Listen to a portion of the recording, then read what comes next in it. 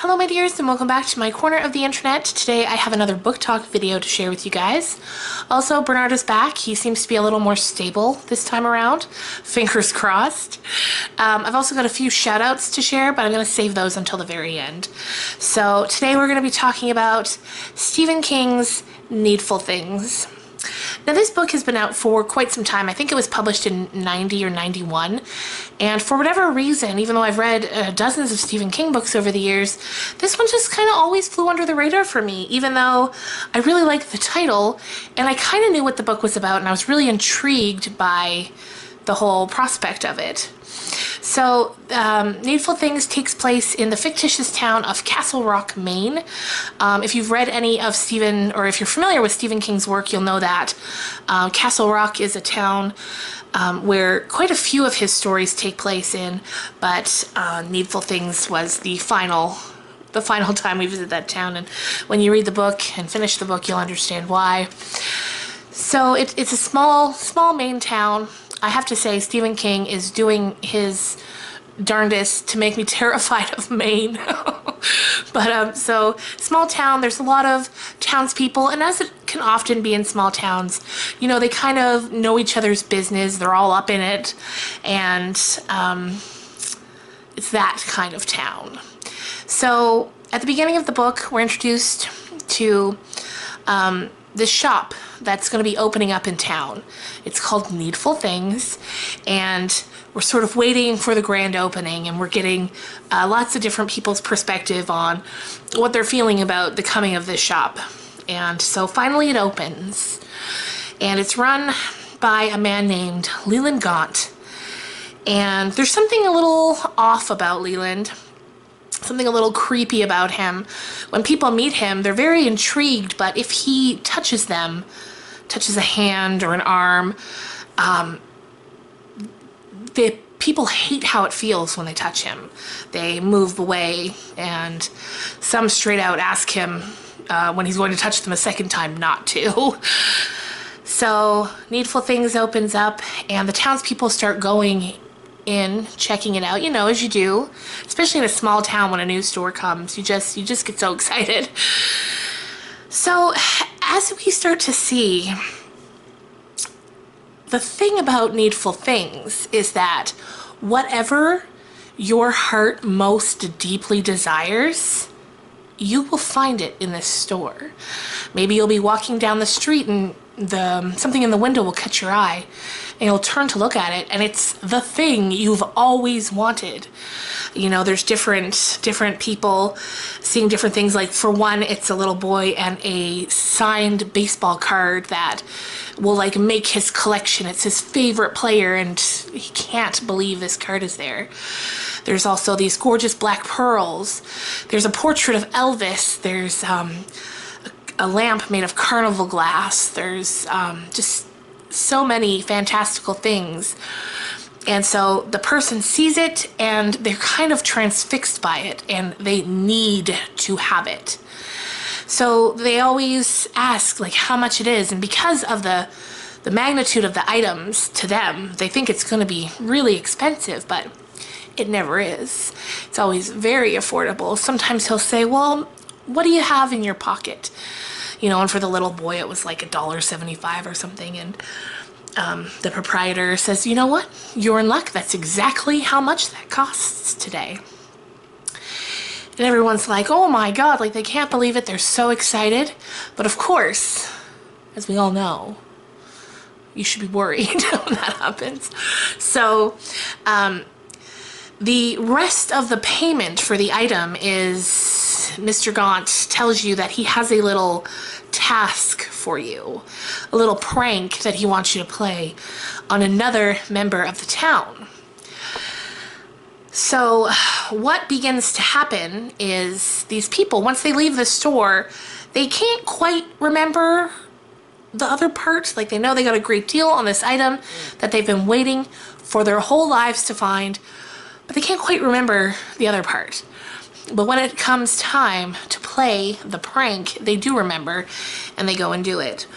And so what begins to happen, the strings that he's pulling and he's making these people do, he's becoming like the puppet master of the whole town, is he'll send one person to go do something to another person that will never be traced back to this person. It will be traced back to somebody else in the town. So like, say if you had a barking dog, this is one that kind of comes up. Say if you've got a dog that barks and you've had a neighbor that's been complaining and threatening you about this barking dog for weeks. Well, Leland would get someone to go and pull a prank, something to do with that, so that you would then think like, oh, that's her. Like, you wouldn't even think of anybody else. You'd know who had been pulling the prank. And as time goes by, the whole town just slips into chaos with people fighting and then retaliating against the person they think did the thing to them, but who of course is never actually the person that did the thing to them. So it's a really intriguing story. I find that to be such a fascinating idea. I mean, I certainly wouldn't want to come across anything like it in real life, but as a story, I think it's so interesting. And Stephen King, as always, he's just the master. I wouldn't say this is a scary book. If anything, it makes you, or it made me at least, wildly uncomfortable while reading it. So there's like this building dread, which is sometimes more scary than like the straight out horror that you can sometimes read. That just slow building dread. And this book definitely has that. And it's quite long. It's over 900 pages, I think about 930. So it's long. It took me a couple of weeks to get through it, but it was definitely worth it.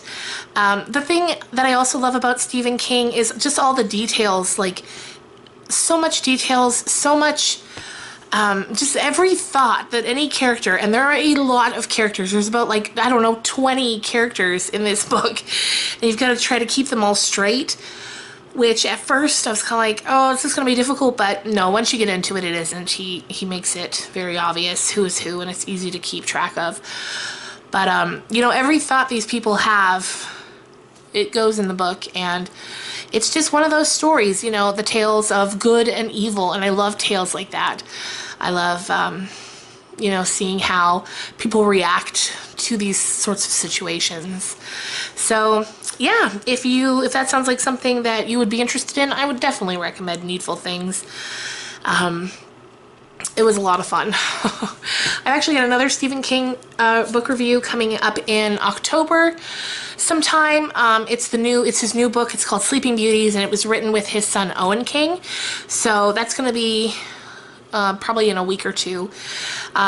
Also next week I'm going to have 2 book talk videos coming up on Monday and on Friday, because I've got one that I really want to get in before too much time passes, but it doesn't really fit into the whole Halloween book talk thing we're going to have going on for the rest of the month. And that is Joey Graceffa's new book, Elites of Eden. I'm currently reading it, so I'm going to put that book talk up Monday. And I can't wait to talk about it. And then next Friday will be another scary book talk. So before I go, I just want to throw a few shout outs in here. Some ladies that I've really been enjoying their channels, and I really think you should go and check them out as well. The first is Gia's World.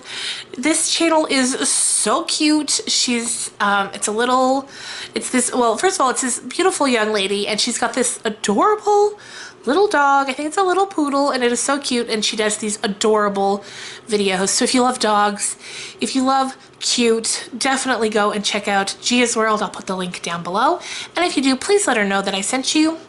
Second of all is Samantha Sanchez. This girl is, I absolutely love her channel. She does makeup tutorials, beauty reviews.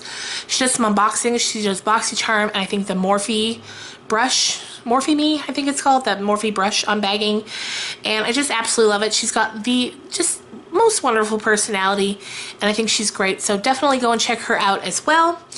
And then finally, I'm going to say this wrong, I know I am, my apologies, and it's Dulce Amor Gamez, or Gamez. I'm so bad at saying names. But this is another girl, fairly new to her channel. She's very supportive. I love watching.